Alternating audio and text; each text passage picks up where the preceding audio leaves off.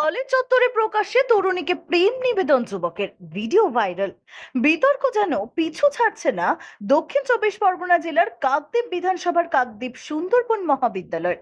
এবার প্রকাশ্যে এলো কলেজ চত্বরে ইউনিয়নের সামনে মোটর সাইকেলে চেপে এসে এক বহিরাগত যুবক তরুণীর সামনে নতজানু হয়ে বসে প্রেম নিবেদন করার ভিডিও। ভিডিও ভাইরাল হতেই সর্বত্র নিন্দার ঝড়।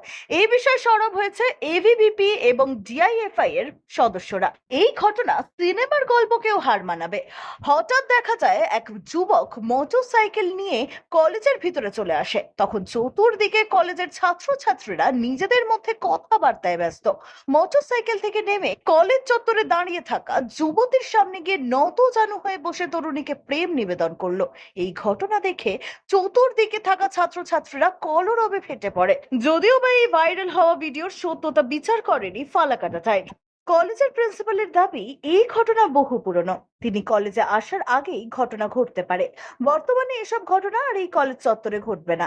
এবারও তিনি বলেন, কলেজ চত্বরে সিকিউরিটি গার্ডের ব্যবস্থা করা হয়েছে, তবে কলেজের পাঁচিল নিচু থাকায় মাঝে মধ্যেই বহিরাগতরা কলেজের মধ্যে ঢুকে পড়ে। কলেজ কমিটির সঙ্গে আলোচনা করে অতি সত্বর এই সমস্যার সমাধান করা হবে।